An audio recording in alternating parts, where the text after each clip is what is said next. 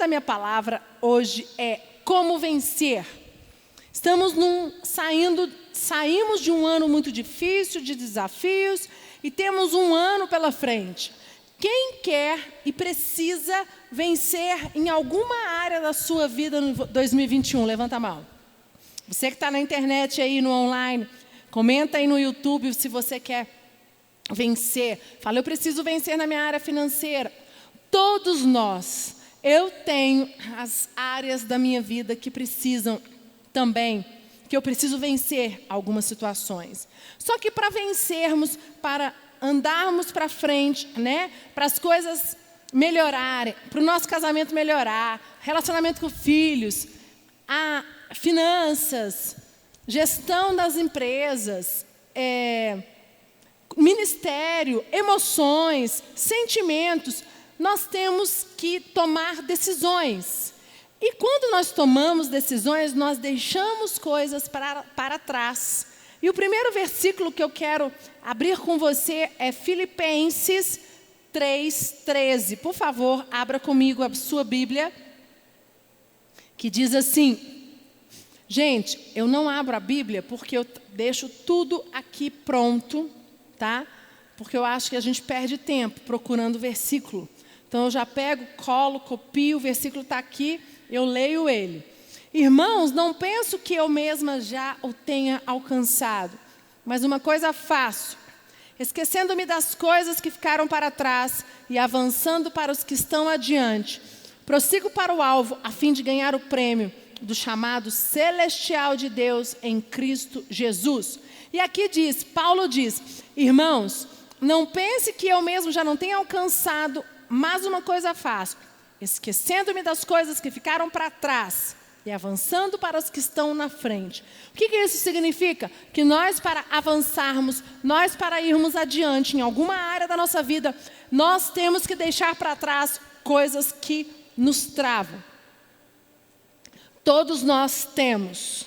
Se você quer vencer em alguma área da tua vida, você vai ter para ir para frente, tomar novas decisões, você vai ter que deixar decisões velhas para trás. Concorda comigo?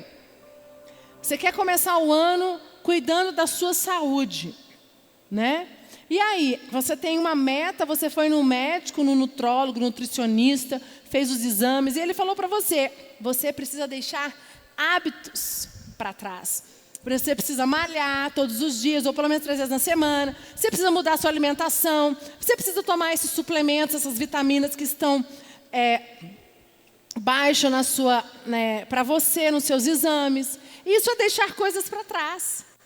Estou dando um exemplo simples. Eu quero avançar, eu quero terminar o ano sem ficar doente como eu fiquei o ano passado. Eu quero ter saúde, eu tenho uma fadiga, eu não tenho ânimo para nada. Eu vivo doente, eu estou todo pebado. E você, para que isso aconteça, você precisa deixar coisas para trás. E é exatamente isso que esse versículo está dizendo. Então, qual é a área da tua vida que você precisa vencer em 2021? Você sabe, é você e Deus agora. E aí, eu estou falando hoje, como um homem e uma mulher de Deus podem trilhar caminhos de vitória e crescimento, eles precisam deixar tudo para trás que os impede. Eles precisam deixar todos os caminhos desembaraçados e retos. Então, para você seguir adiante, os caminhos que são desembaraçados, eles precisam estar retos. Então, desembaraçar os caminhos e deixar eles retos é a nossa meta, é o nosso desafio para nós vencermos. Só que existe algo aqui. Eu vou dar para você 4 dicas para vencer. Só que existe uma situação aqui. A injustiça, ela é um detalhe que ela muitas vezes te leva a não vencer. Por quê, bispa? O sentimento de injustiça é uma das grandes causas para você ser derrotado. Pessoas que vivem com sentimento de injustiça não conseguem ir adiante. Sentimento de injustiça faz com que você se torne um derrotado. Você não consegue vencer. O sentimento de injustiça, ele faz o quê? É a injustiça emocional. Ou o sentimento de injustiça paralisa as pessoas, porque ela lida com valores. Então, todas as vezes que você se sentiu injustiçado, lembre-se, não foi real, é emocional. Eu vou dar exemplo para você. De manhã eu dei o meu exemplo. Síndrome da filha mais velha. Eu sou filha mais velha, então vocês que são filhos mais velhos, não sei se vão concordar comigo, se sim ou se não, depois a gente pode discutir. Mas existe uma síndrome do filho mais velho, que ele acha que ele tem direito a tudo, ele acha que tudo tem que ser do jeito dele, e ele acha que as coisas têm que acontecer do jeito dele. E ele acha que o pai, a mãe, que todo mundo ao redor dele, a família principalmente, os irmãos, por ele ser mais velho, as coisas têm que acontecer como ele quer. Eu tinha muito isso. Eu sou filha mais velha. E por muitos anos, por muitos momentos na minha vida, eu tive muitos problemas de relacionamento na minha casa, com os meus pais, com os meus irmãos, porque eu tinha um sentimento de injustiça. Às vezes as coisas davam certo para os meus irmãos e davam errado para mim, e eu queria que alguém fosse culpado porque deu errado para mim. Eu nunca aceitei. Às vezes meu pai tinha uma condição financeira melhor e ele ajudava os meus irmãos. Mas era porque na época que eu tinha a idade dos meus irmãos, ele não tinha condição de me ajudar. Aí, na minha cabeça, o que era? Mas se eu não fui ajudada, se o meu pai não teve condição, então ele também não deve ajudar os meus irmãos. Porque eu não tive, meus irmãos também não têm. Ruim, né, gente? Eu não tenho vergonha de falar isso, porque isso foi uma coisa que eu já venci. Graças a Deus. Eu sofri muito com isso, porque os meus pais não fizeram o que eu queria. Aí eu cresci com esse sentimento de injustiça. Esse sentimento de injustiça, ele era irreal. Era emocional. Gente, não tem nada a ver. Se o meu pai, quando eu tinha 15 anos, o meu pai não tinha condição de me dar uma festa, de me fazer uma viagem. Quando a minha irmã fez 15 anos, se ele teve condição de dar para ela, glória a Deus, aleluia. Mas na minha época não tinha. Agora não. Você não pode ter porque eu também não tive. Então não é justo. Isso é sentimento de injustiça. E sentimento de injustiça faz com que você não siga adiante. Uma outra situação, com o Lucas. Me casei com o bispo Lucas. Esse sentimento de injustiça ainda me acompanhava, em menor quantidade. E um dia, nós tínhamos 5 anos de casado. Vou fazer 17 anos agora em fevereiro. Estou com o bispo Lucas já há 18 anos e meio. E com 5 anos de casado, o bispo Lucas chegou para mim e falou, 6 anos nós tínhamos. Olha, Priscila, hoje Deus colocou no meu coração que eu preciso aumentar. Nós tínhamos uma pessoa que trabalhava conosco,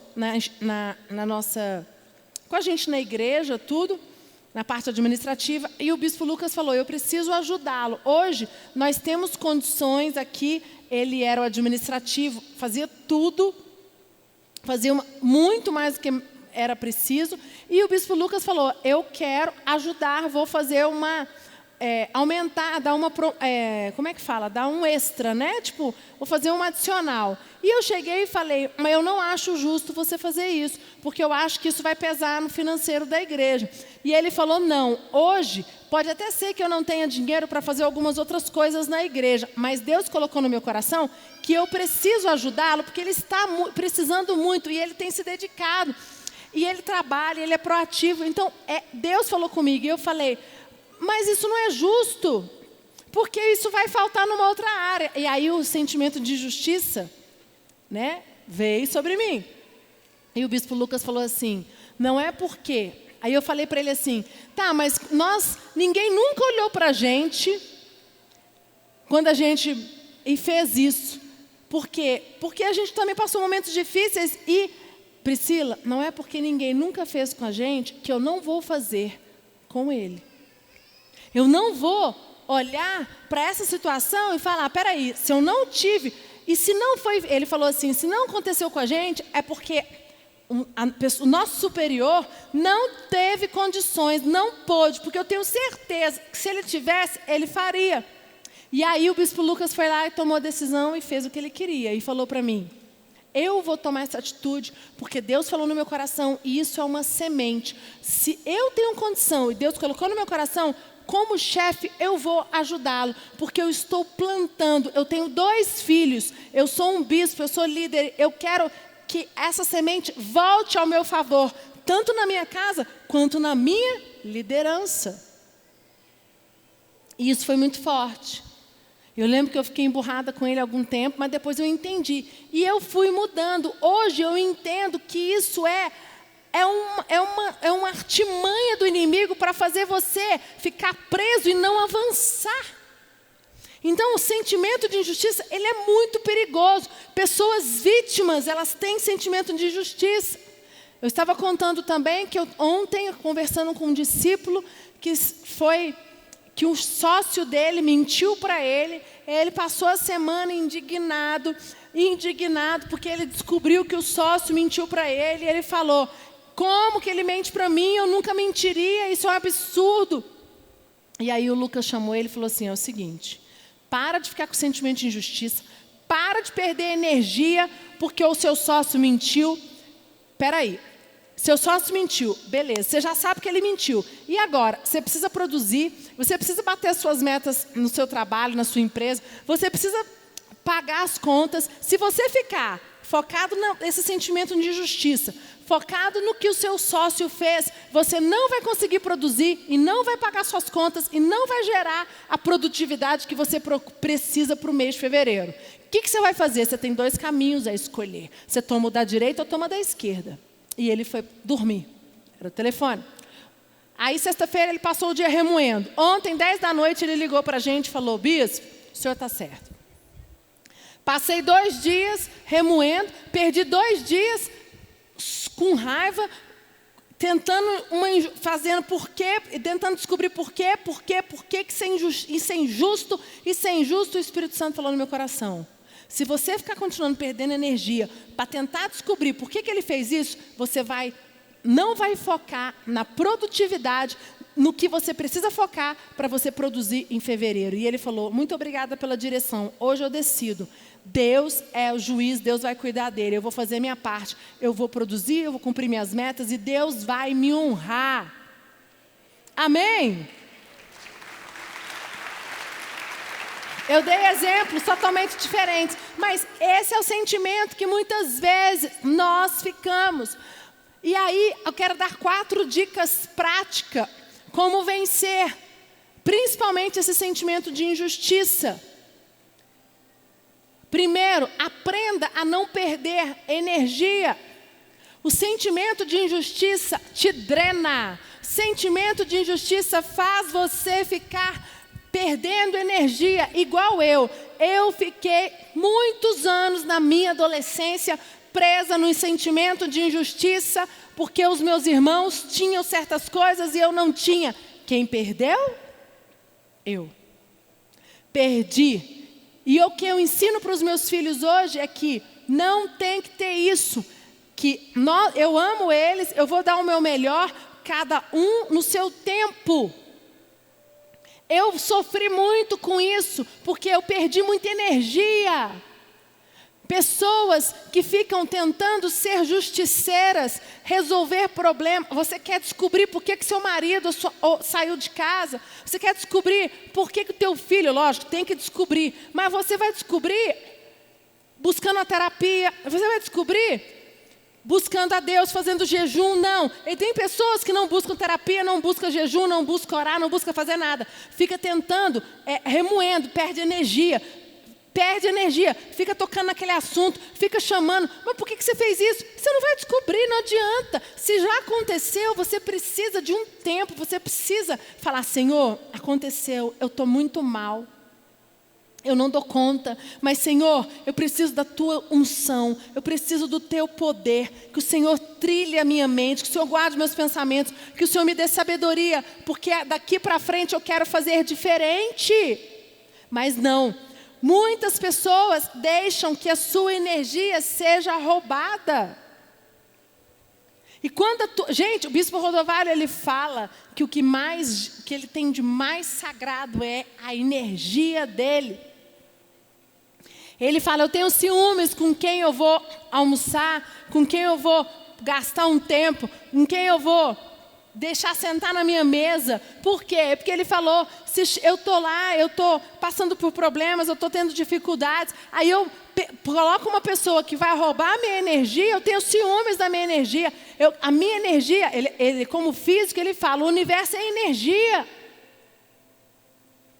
E pessoas que têm um sentimento de injustiça aguçado, elas são perdidas no meio, elas deixam a energia delas ir para o ralo. E pessoas que perdem energia, elas não têm força para ir adiante, elas não têm força para vencer, elas não têm força para tomar novas atitudes. E eu quero dar um exemplo que foi José. Gênesis 37, 12 até 24, eu não vou ler por causa do tempo, senão não vai dar. José, para mim, é um dos maiores exemplos na Bíblia de injustiça. José foi vendido pelos irmãos, pelo amor de Deus, que é uma injustiça maior do que essa. Misericórdia, por ciúmes.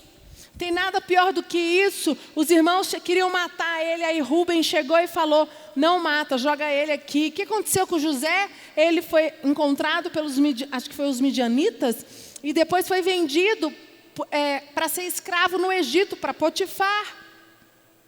Ficou 17 anos no Egito, até assumir o trono, até ser o segundo homem mais importante. Eu vou mostrar no final para vocês. Mas José, o que José fez? José tomou uma decisão. Na história, você não vê José reclamando. Quem aqui já assistiu Netflix e viu a série José da Record, do pessoal da Record? Maravilhosa. Lógico, tem algumas coisas que não são iguais, mas já tem uma ilustração. Ele sofreu, ele chorou, mas ele poupou, ele se guardou, ele não deixou que a conexão dele com Deus fosse embora.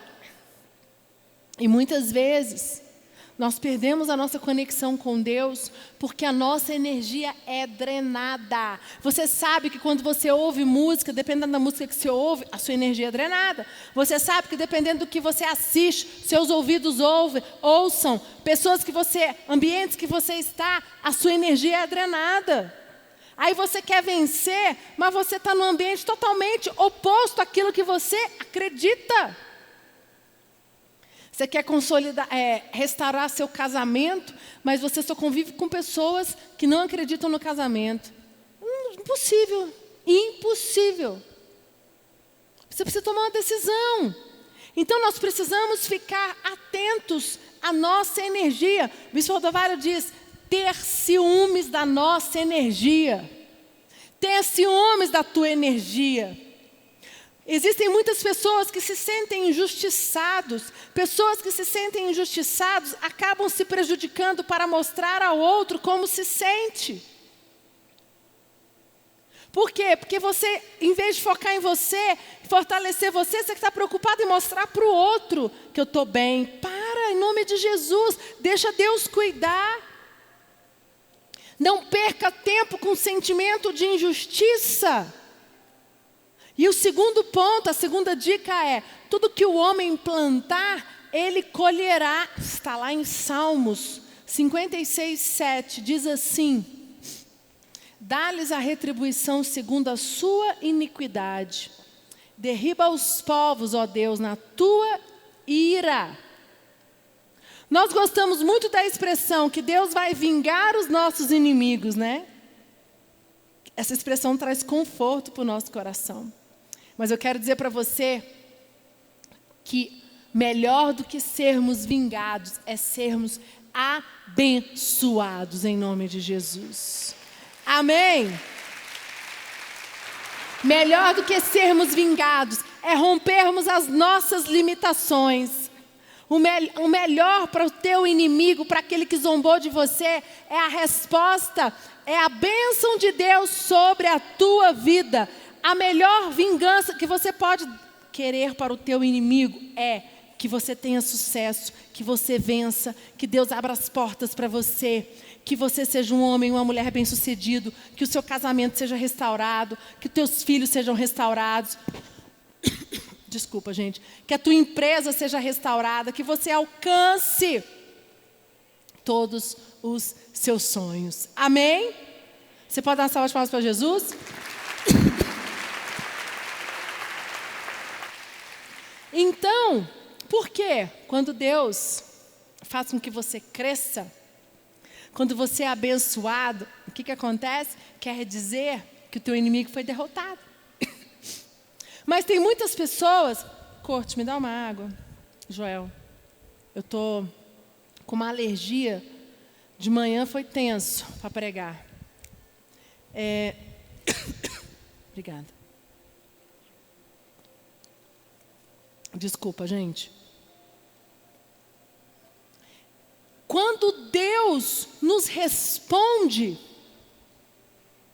quando Deus nos abençoa, Ele já resolveu o problema do nosso inimigo. Uma coisa que o Lucas fala muito é, uma frase dele: a melhor resposta não é a vingança, em sim o nosso crescimento. Nós temos que tomar posse dessa palavra. Cuidado com o que você semeia. Aquilo que você semear, você vai colher. Aí você está o quê? Querendo colher bênçãos, mas você quer a vingança. Pessoas injustiçadas, pessoas que têm sentimentos. Você não pode crescer, porque você está preso nisso. Aí você não consegue semear. Eu dei o exemplo do bispo Lucas. Ele quis fazer uma atitude, foi semear, foi abençoar, pensando, semeando na vida, na nossa vida, na vida dos nossos filhos. Ele falou: eu não sei o que vai ser do amanhã. Eu estou fazendo isso porque Deus me incomodou. Vai que os meus filhos um dia precisam de tenham um chefe, tenham alguém que precise fazer isso com eles. Eu estou semeando. E muitas vezes você fica o quê? Procurando o quê? Injustiça. Enquanto você fica pisinhando, você fica fazendo confusão, você fica, sabe, você fica mal-humorado, deixa o coração amargurado, porque as coisas não aconteceram como você quis. Terceiro, combata a solidão. Salmos 56, 8. Contaste os meus passos. Quando sofri perseguições, recolheste as minhas lágrimas no teu odre. Não estão elas inscritas no teu livro? Uma das coisas mais difíceis para nós trabalharmos é o sentimento de solidão. O sentimento de solidão leva a pessoa à depressão.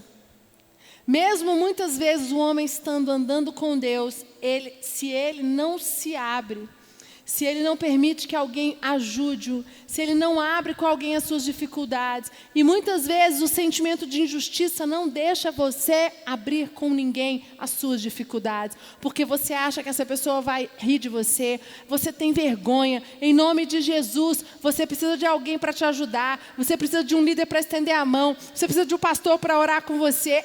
Não deixe que a solidão tome conta do teu interior, da tua mente, da tua alma, sabe? Porque pessoas que elas sozinhas, elas vão se afastando da presença de Deus. Pessoas solitárias são cheias de fantasmas e elas não conseguem romper. Elas não conseguem avançar. O sentimento de solidão só é vencido com fé, certeza e convicção. Nós precisamos tomar essa decisão. Sabe, tipo, quem está do meu lado? Quais são as pessoas que estão do meu lado? Eu não quero estar sozinho. Não importa. Pessoas já me traíram, pessoas já me criticaram, já fizeram injustiças comigo. Mas eu tomei uma decisão. Agora eu sou um novo homem. Deus colocou um pastor, um líder que ora por mim, que clama por mim. E Ele vai me ajudar quando eu precisar. Em nome de Jesus, amém? Quarta dica.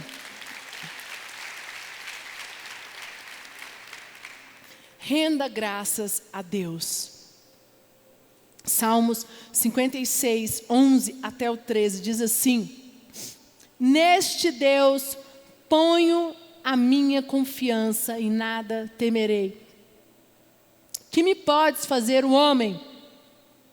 Os votos que eu fiz, eu as manterei. Ó Deus, render-te-ei ações de graças, pois da morte me livraste a alma. Sim, livraste da queda os meus pés, para que eu ande na presença de Deus, na luz da sua vida.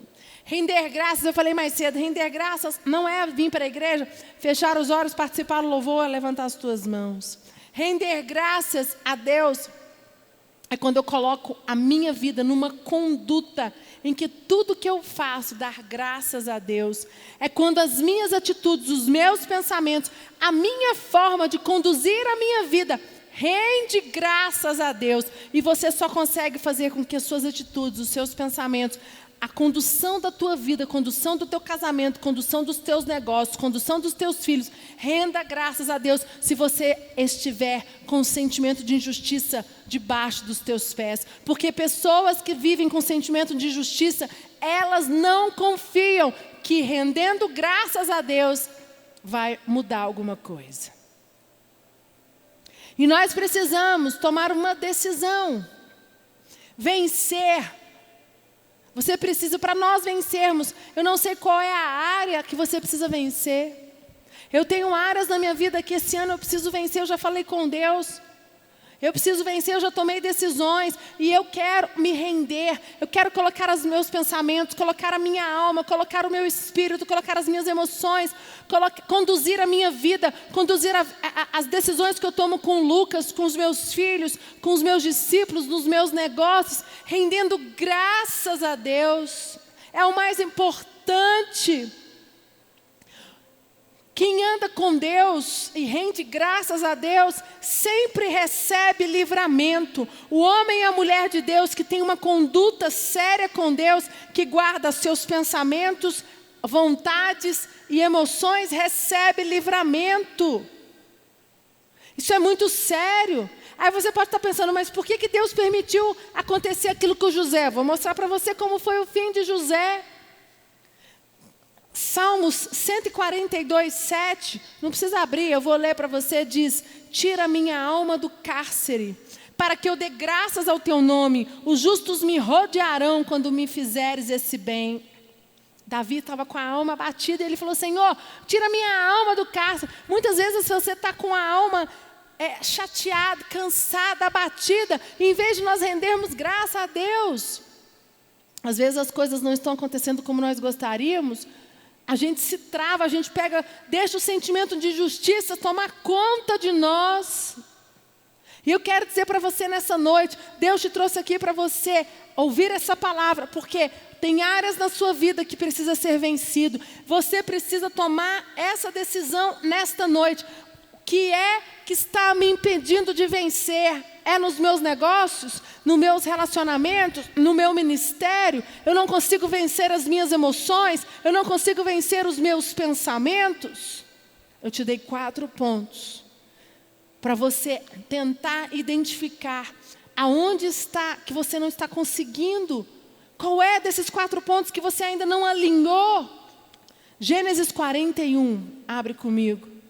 Quero ler como José termina. E disse Faraó a seus servos: acharíamos um varão como este, em quem haja o Espírito de Deus? Ó quem rende graças a Deus, o que acontece com ele? Depois disse Faraó a José: pois que Deus te fez saber tudo isso, ninguém há tão inteligente e sábio como tu. Tu estarás sobre a minha casa e por tua boca se governará todo o meu povo. Somente no trono eu serei maior do que tu. Disse mais Faraó a José: vês aqui te tenho posto sobre toda a terra do Egito. E tirou o Faraó o anel da tua mão e pôs na mão de José, e o fez vestir de vestes de linho fino, e o pôs um colar de ouro no seu pescoço, e o fez subir no segundo carro que tinha, e clamavam diante dele: ajoelhai. Assim o pôs sobre toda a terra do Egito, e disse Faraó a José: eu sou o faraó, porém sem ti ninguém levantará a sua mão ou o seu pé em toda a terra do Egito. E chamou o faraó o nome de José, Zafanate-Paneia, e deu-lhe a mulher Asenate, filha de Potífera, sacerdote de Uma, e saiu José por toda a terra do Egito. Quem rende graças a Deus, quem não deixa o sentimento de injustiça tomar conta dele, termina como José, um grande vencedor, o segundo homem mais importante do Egito. Amém, igreja? Começou como um menino que foi vendido pelos irmãos. Quer mais um exemplo de um homem que podia ter um sentimento de injustiça que fosse nos ombros dele? José tinha motivos, todo mundo ia apoiar José. Mas José não. José escolheu outro caminho. José não permitiu que a sua energia fosse drenada. José semeou, fez as sementes certas para colher lá no futuro. José combateu a solidão. José tinha um encontro com Deus. José não se afastou de Deus. José não trouxe os deuses do Egito para ser os seus deuses. A comunhão com Deus continuou. E ele rendeu graças a Deus nas suas atitudes, nos seus comportamentos, na condução da sua vida. E ele se tornou o segundo homem mais importante do Egito. Foi um vencedor.